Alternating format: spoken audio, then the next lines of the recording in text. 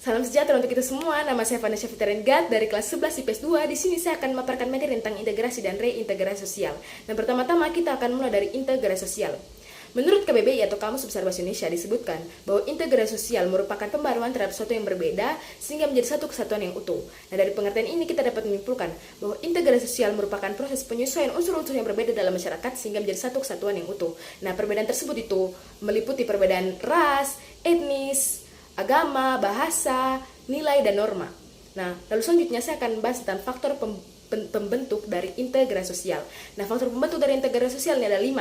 Nah, faktor yang pertama itu adalah adanya perkawinan campuran antara suku satu dan suku lainnya. Nah, nyatanya integrasi sosial dapat terbentuk dari perkawinan campuran antara dua kekasih yang berasal dari suku yang berbeda. Nah, karena saat perkawinan terjadi, bukan hanya menyatukan sepasang kekasih, tapi juga menyatukan dua keluarga dari budaya yang berbeda, sehingga mereka dapat saling menghargai. Lalu yang kedua itu meningkatkan perilaku gotong royong. Nah, perilaku gotong royong ini salah satu perilaku yang sangat melekat pada bangsa Indonesia dan sudah ada sejak zaman penjajahan. Nah, perilaku gotong royong dapat meningkatkan solidaritas dan meningkatkan rasa aman dan damai dalam masyarakat. Nah, lalu yang ketiga itu menjalankan fungsi pemerintahan dengan baik. Terbentuknya integritas pada suatu wilayah atau negara tidak bisa dilepas dari peran pemerintah, terutama dalam membuat aturan. Tanpa adanya aturan tentang integritas, maka anggota masyarakat akan sulit untuk menerapkan integritas dalam kehidupan masyarakat sosial. Dalam membuat sebuah peraturan, pemerintah harus dapat bersikap adil dan tidak merugikan pihak manapun. Nah, lalu yang keempat, meningkatkan komunikasi dan transportasi pada setiap daerah. Nah, hal ini tuh wajib dilakukan agar komunikasi antara masyarakat dari daerah satu dan daerah lainnya itu tetap terjaga atau tetap optimal.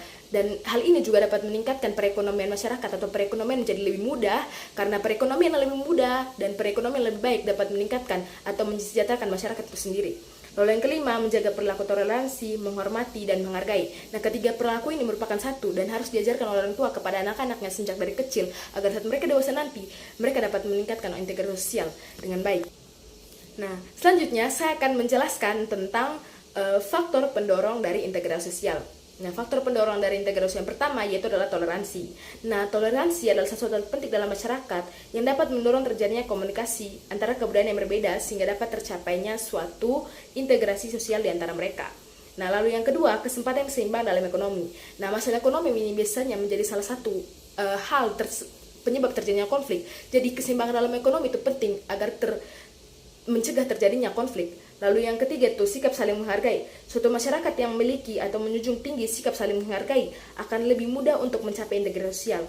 Misalnya, jika dalam kelompok masyarakat bersedia mengakui kelemahan dan kelebihan budaya mereka dan cara pandang mereka.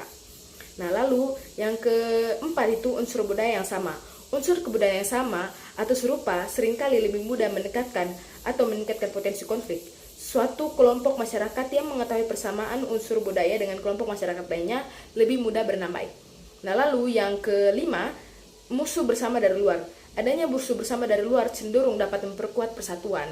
Ya, karena memang pada dasarnya jika ada, misalnya contohnya pada zaman Belanda, saat adanya musuh dari luar, seluruh bangsa Indonesia bersatu untuk mendorong penjajah tersebut keluar dari Indonesia. Nah, lalu yang selanjutnya itu perkawinan campuran. Perkawinan atau pernikahan seringkali menjadi solusi untuk menyelesaikan konflik. Ya, seperti yang sudah saya sebut tadi, pernikahan campuran memang atau pernikahan antara suku yang berbeda memang menjadi salah satu pendorong atau salah satu pembentuknya. Lalu selanjutnya itu faktor penghambat. Nah, faktor penghambatnya itu ada 5. Yang pertama, sikap tidak saling menghargai. Lalu yang kedua, berkurangnya toleransi. Yang ketiga, kurangnya keterbukaan. Yang keempat, kurangnya kesadaran menjaga persatuan dan kesatuan. Lalu yang kelima, ketimpangan sosial dan ekonomi. Lalu selanjutnya yang bentuk integrasi sosial. Nah, bentuknya itu ada 3. Yang pertama, integrasi normatif, integrasi fungsional, dan integrasi koersif. Nah, lalu selanjutnya untuk contohnya itu seperti ini. Lalu yang B atau yang akan saya jelaskan lalu adalah reintegrasi sosial. Nah, pengertian dari reintegrasi sosial. Perubahan yang terjadi pada lembaga-lembaga masyarakat dapat membuat pudarnya norma-norma dan nilai-nilai dalam masyarakat. Kondisi ini oleh Sorjono Sukanto disebut sebagai disorganisasi atau disintegrasi sosial, atau kita dapat sebut reintegrasi sosial. Nah, awal terjadinya kondisi ini adalah situasi di mana adanya ketidakseimbangan atau ketidakserasian unsur dalam masyarakat karena ada salah satu unsur dalam sistem masyarakat tidak berfungsi dengan baik. Nah, apabila terjadi disintegrasi sosial di dalam situasi masyarakat itu, lama-kelamaan akan menjadi kaos atau kacau. Pada keadaan demikian, akan dijumpai anomi atau tanpa aturan, yaitu suatu keadaan di mana masyarakat tidak mempunyai pegangan mengenai apa yang buruk atau apa yang salah. Jadi masyarakat tidak mengetahui apakah ini harus dilakukan, apakah ini benar atau apa ini salah.